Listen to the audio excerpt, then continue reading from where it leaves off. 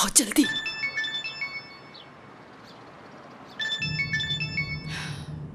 जी फरमाइए। हाँ हासिल, देखो मुझे लगता है कि तुम फरहत के साथ होगी इस वक्त। उसे पता न चलने देना, गुलशन गायब हो चुकी है। उसकी सफिया से लड़ाई हुई थी, उसके बाद वो गायब हो गई। खुदा के लिए उसे ढूंढो। ठीक है, मैं कुछ करती हूँ। ठीक है मेरी जान, मैं तुम्हारे सवाल किसी को नहीं बता सकती हूँ। खुदा के लिए उसे ढूंढने की कोशिश करो। गुलशन को मेरे पास वापस लेकर आओ। ठीक है यशफा मैडम, मैं कोशिश करती हूँ।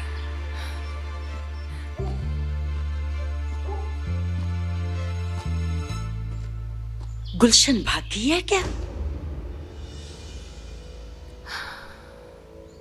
नेमत, तुम्हें खानदानी कब्रिस्तान कैसा लगा? तुमने कोशिश करके देख लिया, मगर मेरे खानदान वालों की गर्द को भी नहीं पहुंच पाए हो तुम अब तक। अब ऐसे तो ना कहो, कल क्या होगा किसको पता है। सही कहा, लेकिन अब तक ना तो तुम आसिल को मार पाए ना ही फरहत को। तुम शर्मिंदा नहीं हो क्या? मगर मुझे मालूम है कि तुम हार कबूल नहीं करोगे। क्या तुम्हें पता है नेमत, मुझे बचपन में सबसे ज्यादा क्या पसंद था? एक बाल्टी में पानी भरना और उसमें चूहा डाल देना। हाँ बोलो। घर पे जैमर भी लगा हुआ है और हमारी गाड़ियां भी वही हैं। खिड़की पे सलाखें हैं ना? जी वो लूज कर दी गई थी सर। जब वो चूहा मरने के करीब होता था, मैं उसे निकाल लेता था। फिर ये अमल दोहराता था।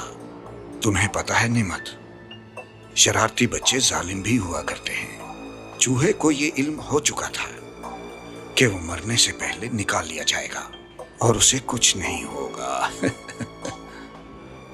मगर 5वीं बार मैं उसे निकालना भूल गया। चूहा मर गया।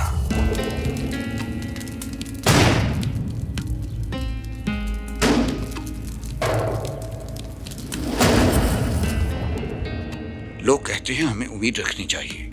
मैं नहीं मानता, क्योंकि उम्मीद रखना खुद पे जुल्म करना है। अभी तक तुमने पूछा नहीं। क्या?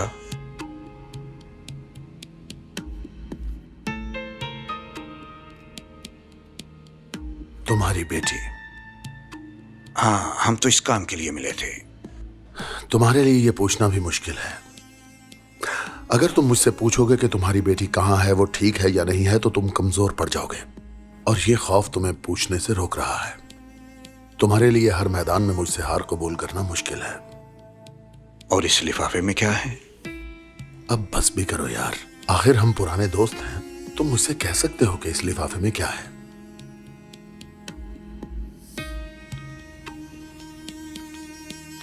उन्नीस अगस्त की सुबह हम कंस्ट्रक्शन साइट के लिए निकले।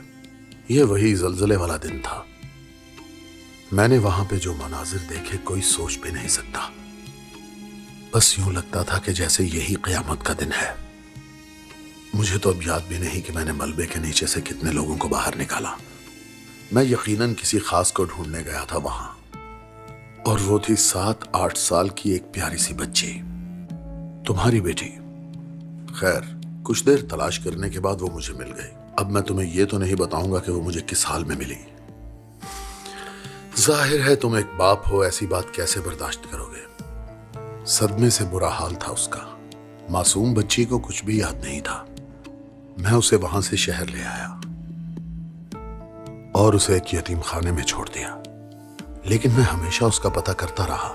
जब चाहूं उसके बालों में हाथ फेर सकता हूं। इस लिफाफे में जरा देखना, तुम्हारे देखने के लिए एक बाल भी लाया हूं उसका।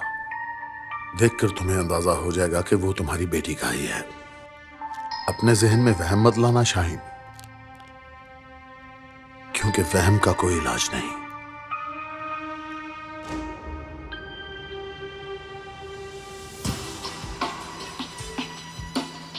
ये लीजिए भाई। गुलशन, तुम यहाँ हो? आसिफ भाई ठीक नहीं है। मैं तुम्हारे भाई का कुछ भी नहीं कर सकती हूँ। कई बार कहा है कि तुम्हारे स्टिचेस खुल जाएंगे, जख्म खुल जाएगा। पुलिस के आने से पहले हमें यहाँ से निकलना होगा, वरना उन्हें यह समझाना मुश्किल हो जाएगा कि यहाँ क्या हुआ। इसकी चाबियां कहाँ हैं? ओह मेरे खुदाया, कहाँ फंस गई हूँ मैं।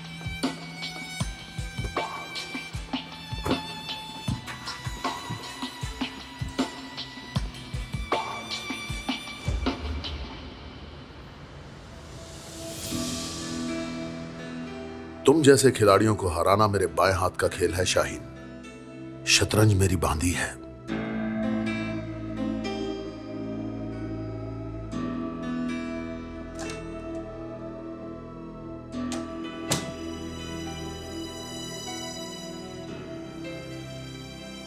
तुम्हारा सबसे बड़ा दुश्मन मैं नहीं हूं नेमत, तुम्हारा गुरूर है।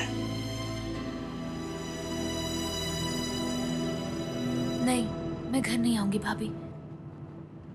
हम इस बारे में बाद में बात करेंगे, ठीक है मेरी जान? देखो, हर कोई घर पे बेताबी से तुम्हारा इंतजार कर रहा है। तुम्हारी अम्मी ने मुझे कॉल की, हालांकि सफिया तक ने पूछा है तुम्हारा। समझ आ गई है ना तुम्हें? चलो इसलिए अब घर चलो। जो भी मसला है वो हल हो जाएगा।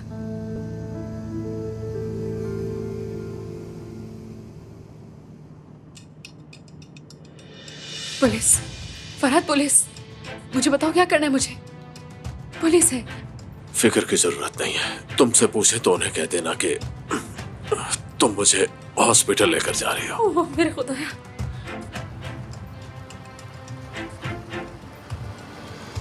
इन्हें अपना लाइसेंस और आईडी कार्ड दिखा दो।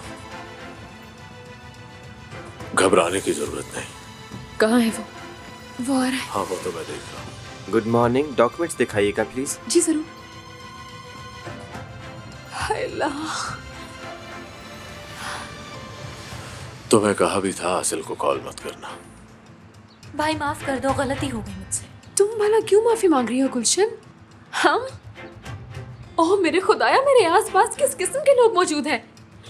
या खुदाया, हमें प्लीज बगैर किसी मसले के यहाँ से निकाल दे।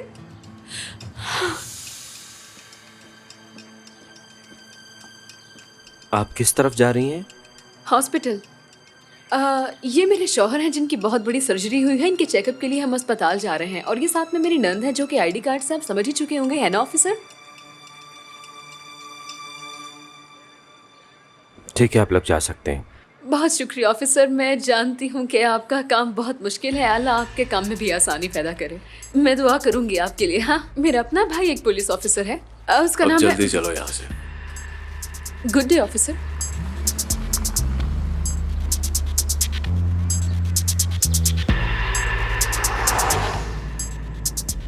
ये मैं क्या कर रही हूँ? हाँ, मैं क्या कर रही हूँ? ये मैं पुलिस वालों से क्यों झूठ बोल रही हूँ? क्या जरूरत है मुझे झूठ बोलने की? मेरा अपना भाई पुलिस में है।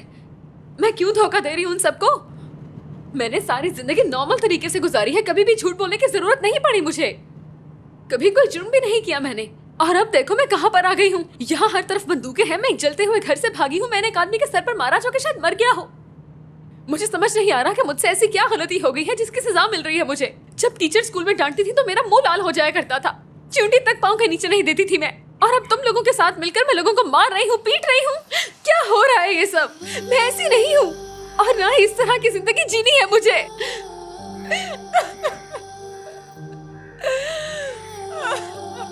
तुम्हें जाने की जरूरत नहीं।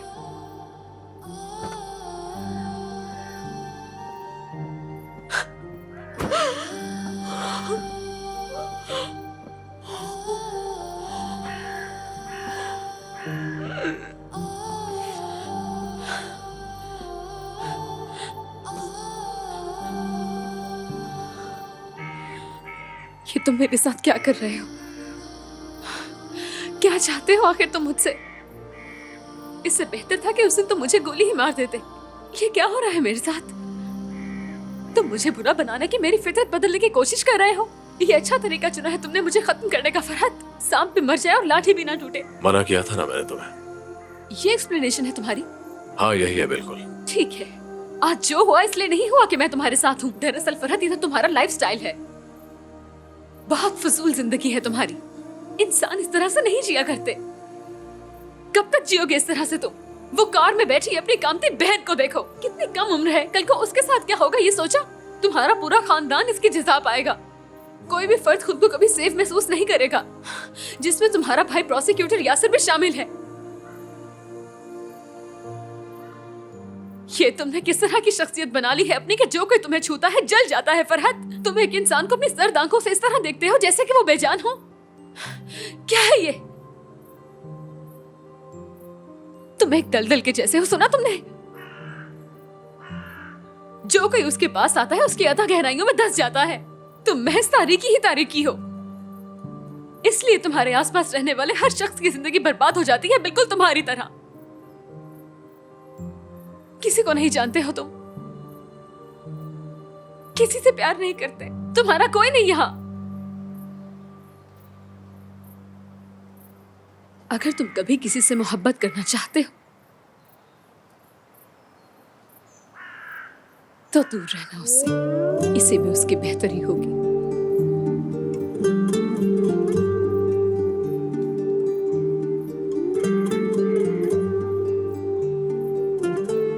समझे तुम?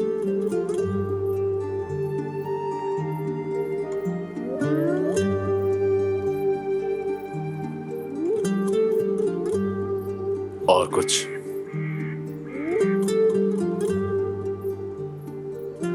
जानते हो क्यों? जिससे तुम मोहब्बत करते हो उसको तुम मार डालते हो।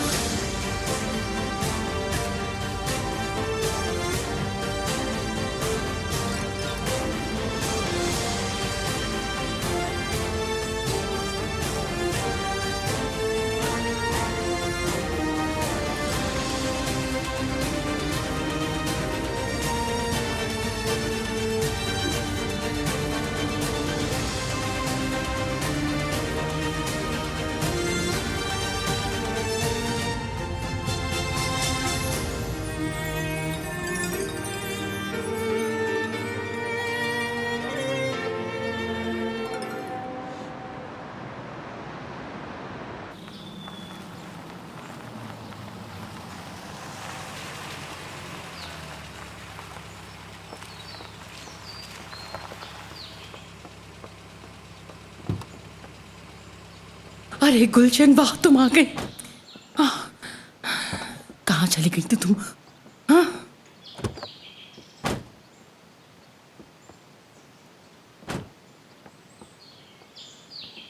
अंकल कहाँ हैं? गाड़ी आई थी उन्हें लेने। किसकी? मुझे नहीं पता, लगता है कुछ गड़बड़ है।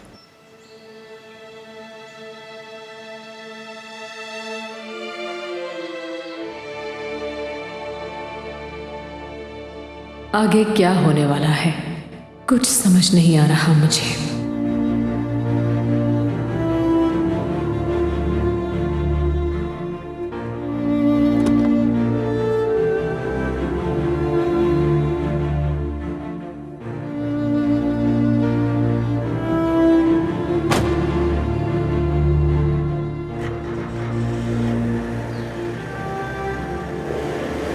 भाभी कहाँ जा रही? हम सब लोगों को मारने, मगर इसे जल्दी अंदाजा हो जाएगा कि वो ये काम अकेले नहीं कर सकती। और अगर ये कामयाब हो गई तो? अगर ऐसा हो गया तो हम इसे किस्मत कहेंगे। उसके पीछे जाओ, उसे रोकने के लिए नहीं, हिफाजत के लिए।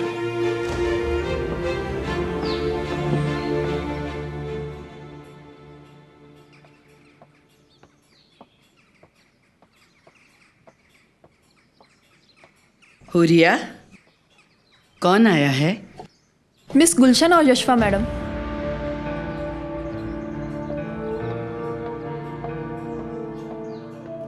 इतनी जल्दी वापस आ गई? कुछ ना कुछ तो गड़बड़ है। खैर छोड़ो। असल में तुमने भी मुझे हैरान किया है अदीला। वाकई? वो क्यों? वो इसलिए कि तुम जैसी समझदार औरत उस सादिया के साथ बैठी कॉफी एंजॉय कर रही थी, वो भी जब फरत अस्पताल में तड़प रहा था।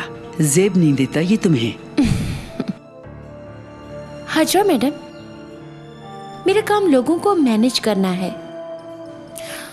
और मैं ये भी जानती हूँ कि मुझे अभी आपसे बहुत कुछ सीखना है। मैं जज्बाती हूँ, कभी कभार होश खो बैठती हूँ, मगर देखें, हर वो इंसान जो आपके साथ होता है जरूरी नहीं कि वो आपका दोस्त भी हो।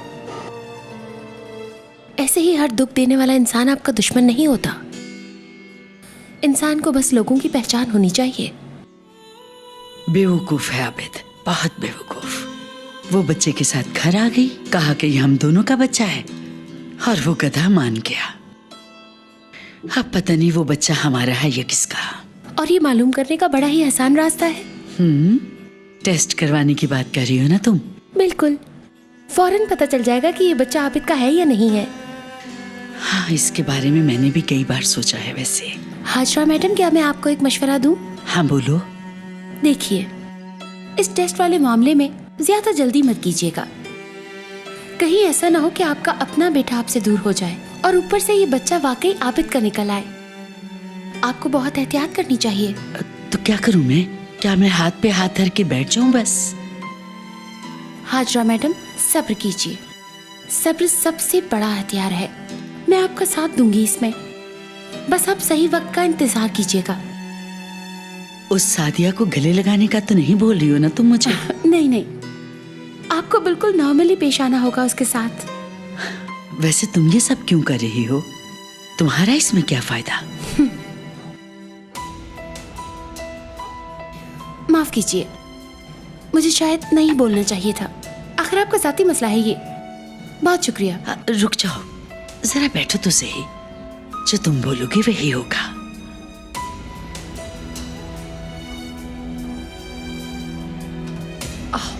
चलो जल्दी से अंदर चलो, चलो चलो चलो। लड़की, ये तुम क्या कर रही हो? क्या चाहती हो तुम? क्या मसला है तुम्हारा?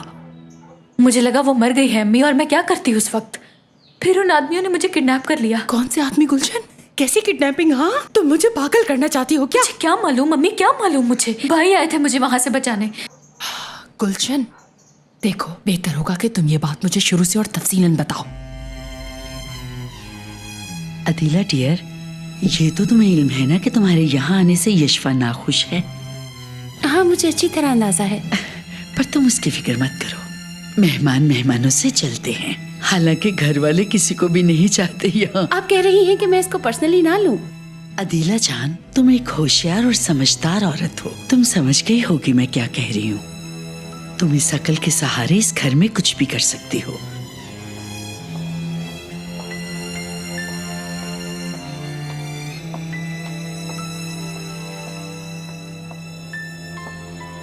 अदीला बहन, खुश आमदीद। शुक्रिया। कहाँ थी तुम इतने दिन से? मुझे तो लगा था कि हम दोनों अच्छी दोस्त बन गई हैं और तुम दोबारा आई ही नहीं। एक्चुअली मुझे शहर से बाहर एक काम था, वो निपटा के आई हूँ। Welcome again. मैं अपने शरारती बेटे को देखूं, फिर बैठ के ढेरों बातें करेंगे, ठीक है? ठीक है।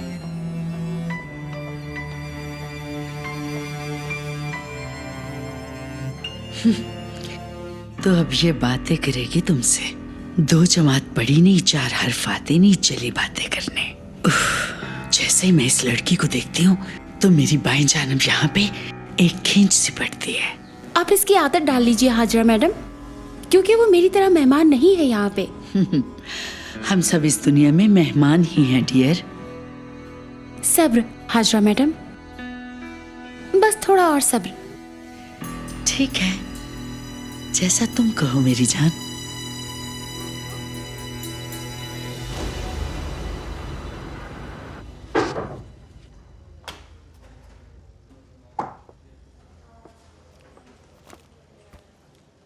मिस हासिल, खुश आमदीद। Hello mister prosecutor. जी आइए, प्लीज तशरीफ रखिए। आप बहुत थकी हुई लग रही हैं। जी थोड़ी बहुत। कुछ पीना चाहेंगी आप?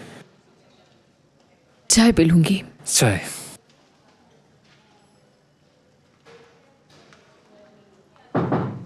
आ जाए। जी फरमाएं सर। 2 चाय लाओ। अभी लाए सर।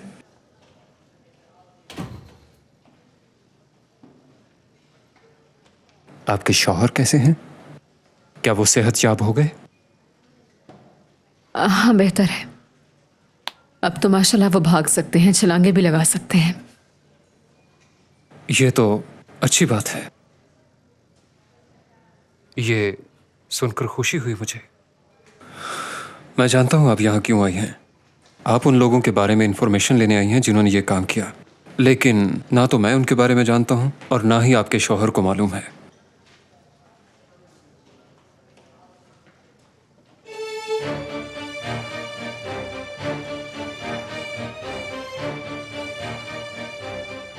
दरअसल मैं किसी और काम से आई हूँ सर। मिस्टर प्रोसिक्यूटर, एक दिन आबरू आई थी मेरे पास और उसने मुझे बताया कि एक्सीडेंट के बारे में अस्पताल में से कॉल आई थी। क्राइम सीन पर एक सर्जन चाहिए था। नेमत साहब आबरू को ही भेजना चाहते थे वहाँ, लेकिन उस दिन इत्तेफाक से उसकी तबीयत ख़राब थी। उसने कहा कि मैं चली जाऊँ वहाँ और मैं मान गई। हम कुछ ही देर में उस मरीज़ के पास पहुँच गए। मैंने वहाँ पहुँचते ही उसका ऑपरेशन शुरू कर दिया। मुझे बताया गया था कि वो आदमी फरहत का बाप है और हादसाती तौर पर उसको गोली लग गई है और अब वो बिस्तर मौत पर है। मैंने ऑपरेशन करके उसको रिकवर कर दिया। तभी मैंने नेमत साहब को किसी आदमी को गोली मारते हुए देख लिया वहाँ। उसके बाद उन लोगों ने मुझे भागते हुए पकड़ लिया। फरहत को हुक्म मिला कि वो मुझे मार डाले। वो मुझे कत्ल करने के लिए जंगल में ले गया। एक लम्हे के लिए मुझे लगा कि मैं वाकई मरने वाली हूँ। फिर उसने मुझे एक ऑप्शन दी कि अगर मैं उसके खानदान का हिस्सा बन जाऊं और उससे शादी कर लूं तो वो मेरे प्यारों और मेरी जिंदगी बख्श देगा, कुछ नहीं कहेगा। मैंने जान बचाने की खातिर हाँ कर दी ताकि मेरा भाई महफूज रहे।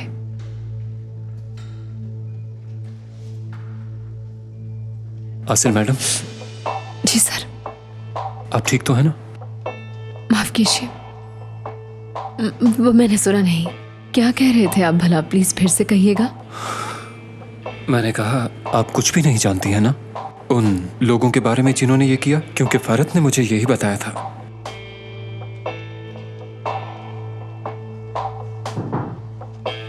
आ जाओ।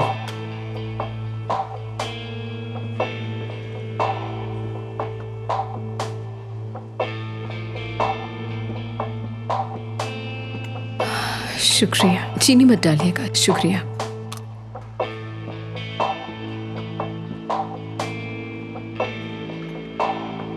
शुक्रिया।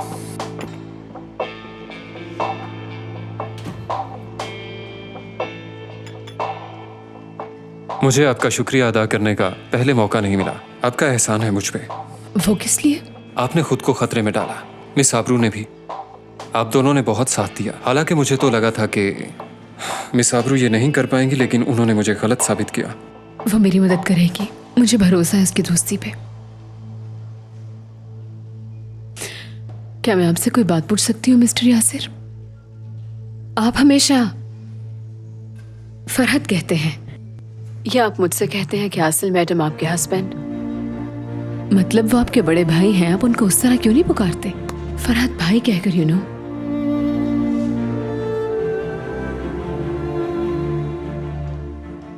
आप जानते हैं आप एक दूसरे से बहुत मिलते जुलते हैं। मतलब आप दोनों का मिजाज, उसे भी जब कोई बात छुपानी होती है तो खामोश हो जाता है कि सामने वाले को पता ना चले आपकी सोच के बारे में। आप दोनों भाइयों में कुछ तो मुश्तरक है।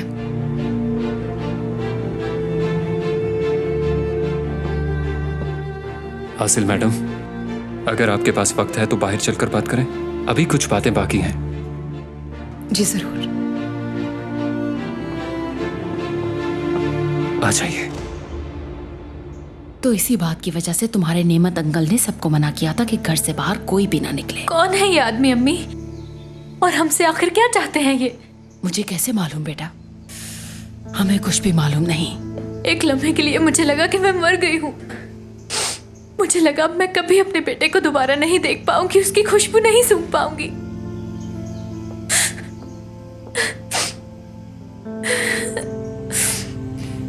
सब्र करो बेटा।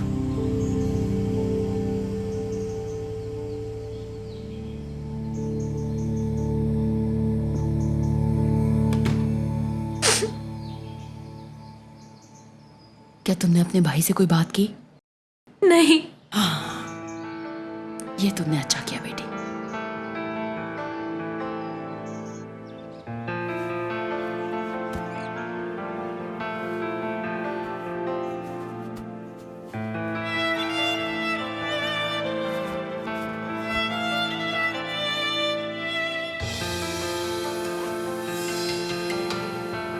कब तक जियोगे इस तरह से तुम? तुम्हारा पूरा खानदान इसकी जज़ा पाएगा। कोई भी फर्द खुद को कभी सेफ महसूस नहीं करेगा, जिसमें तुम्हारा भाई प्रोसिक्यूटर यासिर भी शामिल है। ये तुमने किस तरह की शख्सियत बना ली है अपनी कि जो कोई तुम्हें छूता है जल जाता है। फरहत, तुम एक इंसान को अपनी सर्द आंखों से इस तरह देखते हो जैसे कि वो बेजान हो। क्या है ये? तुम एक दलदल के जैसे हो, सुना तुमने? जो कोई उसके पास आता है उसकी अता गहराइयों में धंस जाता है। तुम महज तारीकी ही तारीकी हो, इसलिए तुम्हारे आसपास रहने वाले हर शख्स की जिंदगी बर्बाद हो जाती है, बिल्कुल तुम्हारी तरह। किसी को नहीं जानते हो तुम, किसी से प्यार नहीं करते, तुम्हारा कोई नहीं यहाँ। अगर तुम कभी किसी से मोहब्बत करना चाहते हो तो दूर रहना उससे। इसे भी उसकी बेहतरी होगी। जिससे तुम मोहब्बत करते हो उसको तुम मार डालते हो।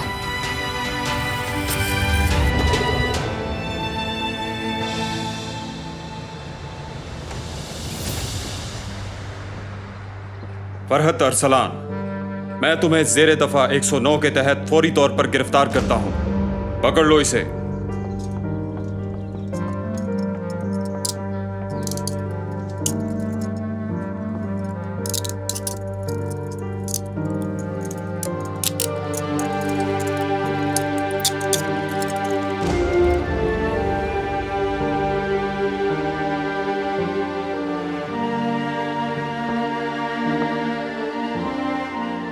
तुम्हारा डरावना ख्वाब वाकई खत्म हो गया है डॉक्टर। मैं खुश हूं तुम्हारे लिए, लेकिन तुमने हमेशा मेरे बारे में ठीक कहा। मैं सही हूं, बहुत खतरनाक, जिसके साथ रहने वाला भी जल जाता है।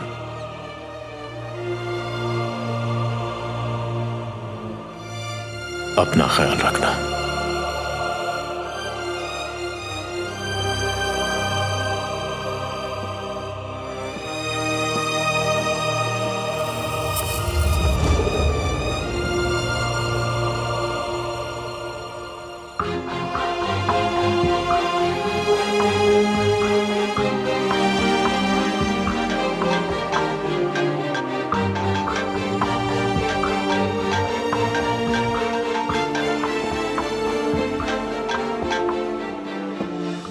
हेलो, तुम ठीक हो ना फरहत?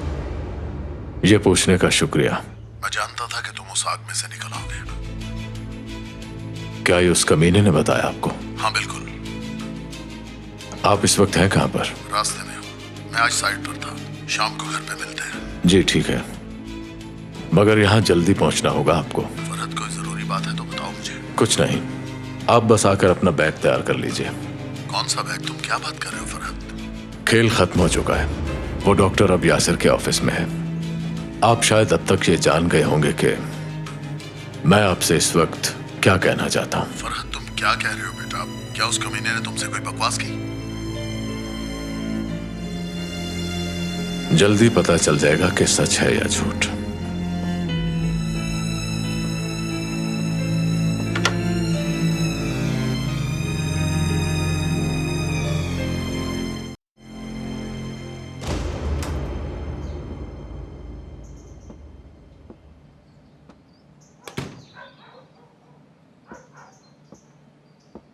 गुलशन, तुम कहाँ थी? बताओ, आखिर कहाँ चली गई थी तुम? तुम मुझे बहुत फनी लगते हो यूनुस।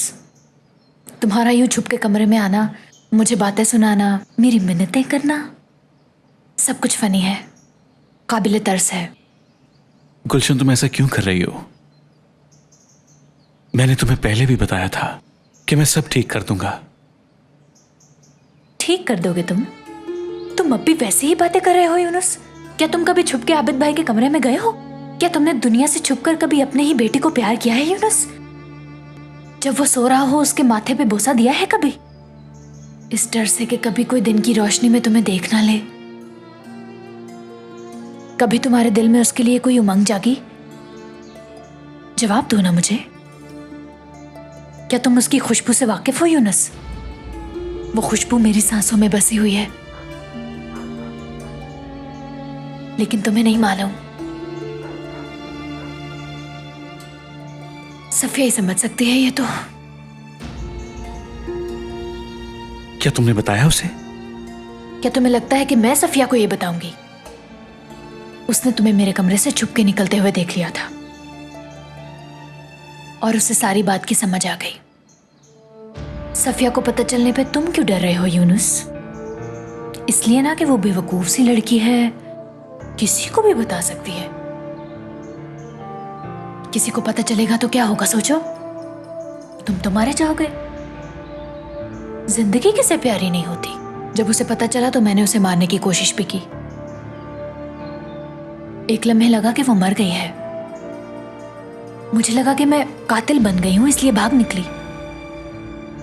खैर छोड़ो, किस्मत ही ऐसी है। और भी बहुत सी बातें हैं, लेकिन मैं तुम्हें नहीं बताना चाहूंगी क्योंकि तुम्हारा अब मुझसे कोई भी ताल्लुक नहीं है। तुम्हारी वजह से मैं अपना सब कुछ खोने वाली थी, अपना खानदान, अपना बेटा, हत्ता कि अपनी जिंदगी भी। लेकिन तुम्हें क्या परवाह है ना? इसकी परवाह तो कोई अपना करेगा, तुमसे क्या तवक्को? अब यहां से चले जाओ, चाहे दरवाजे से जाओ या खिड़की से, लेकिन यहां से चले जाओ और आइंदा यहां मत आना। जाओ ना।